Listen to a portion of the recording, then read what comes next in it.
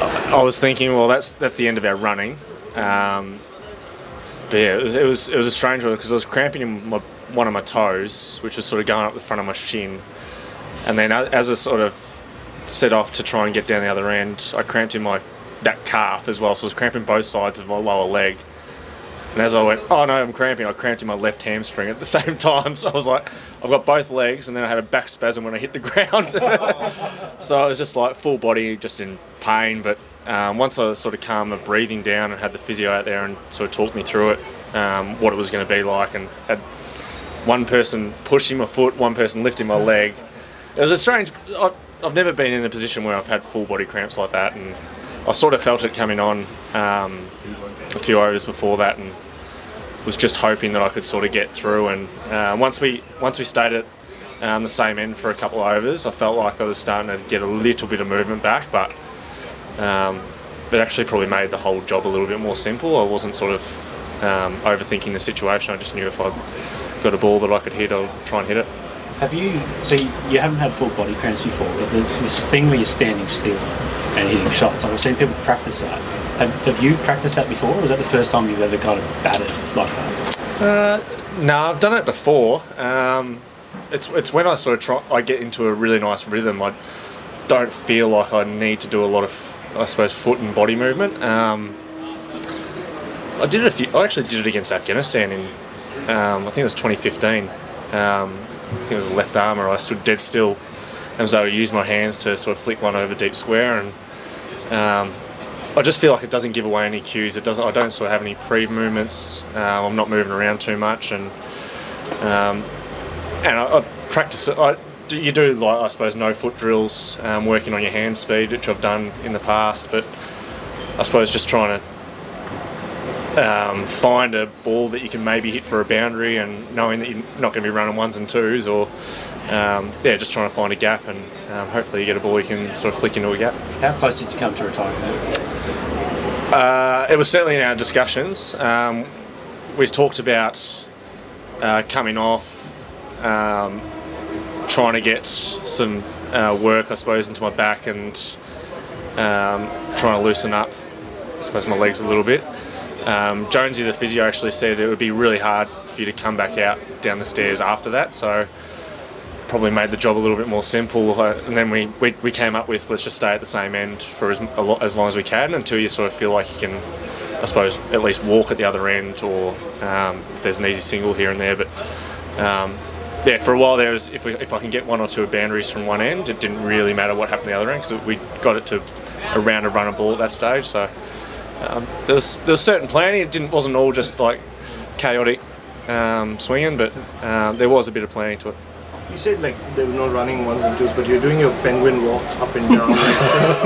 How did that come out? Like, and was it your decision? Where a couple of times Pat looked a little surprised that you were coming across. There was one there where Rashid tried to stop it with his foot, and it trickled to long on, and I think long on had already turned around, and I was like, I think I can get to the other end here, like really slowly. But I felt that if I could keep my legs nice and straight, I could get down the other end. Someone said it was like a bit like Jane Savile walking, like doing the, was it 40k walk or whatever it might be. But as I said, we had those couple of overs where we both stayed at the same end for a little bit, and it probably just gave me enough of a refresher. I was getting enough drinks in between overs. It felt like they were taking a bit of time anyway in between overs as well, so didn't feel like we were holding up the game too much. I suppose there's always that risk as well. At what point did you actually think? At what point did you actually think this is doable? Like, I can get us over the line. It's a good question. I think when Paddy was pretty calm. I think when it got to about maybe 60 or 70, I thought two more maybe half decent overs around 15. It's right in the balance here. We knew that. I knew Rashid had about 18 balls left, I think, that it was going to happen in the last 13 overs or something like that. So as long as we sort of kept him out of game, I felt like I could hit boundaries off the others. So it was sort of more about, I suppose, negating him, not letting him have a shot at the rest of the tail, and because he's obviously world class, he can hit you on the pad, he can beat you both sides of the bat. So I just felt like if we could negate him and keep him out of the back end of the game, would be all right. James Saville. Last one. James Saville. James Saville had 3 reds. You only had the 2 though when you were almost out on 27. What's going through your mind there? Well, I felt plumb because I was trying to cover my stumps. Whenever I was in defence, I was trying to cover my stumps, and I didn't really care if I inside edged or outside edged, as long as I was covering them. And the line my front foot went down was just the wrong line. My bat just wasn't in the right spot. Turned perfect amount and just beat the inside edge, and I was so angry with myself that as soon as I got hit, I just felled out. And Paddy straight away actually said, "I think that's going over the top. It actually bounced quite a bit, and you're a long way forward." And I was like, not sure about that.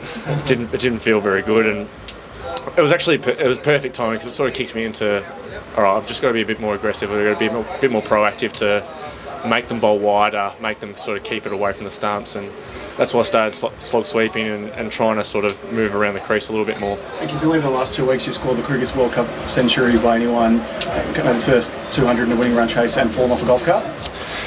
It's been a busy couple of weeks, all since my family arrived. So it's it's been weird couple of weeks, but yeah, extremely grateful, I suppose, to be able to get back out here and make the semis. I think after the first 2 games we were pretty close to written off by most people, and to be able to string 6 wins together at the right time, and we didn't have our best stuff tonight against a pretty spirited opposition, so to be in the semis is a great feeling, and hopefully we enjoy a few days in Pune. I'll stay away from the golf carts. Does it feel like the specialist thing you've ever done? That's the most special moment of your career? Yeah, it's pretty cool. As I said, it's so fresh at the moment. I'm a bit numb to it. It was great. It was great fun. It just felt like it was me and Paddy just having fun out there, and I'll probably reflect a little bit more over the next few days and hopefully recover and get some movement back in my hamstrings and calves. But it's a bit raw at the moment. Are you always going to play with the concussion? You're going to have to wrap up. I think so. Yeah. I've been improving non-stop since the incident. So, yeah. Thank you. That's been very nice. Well,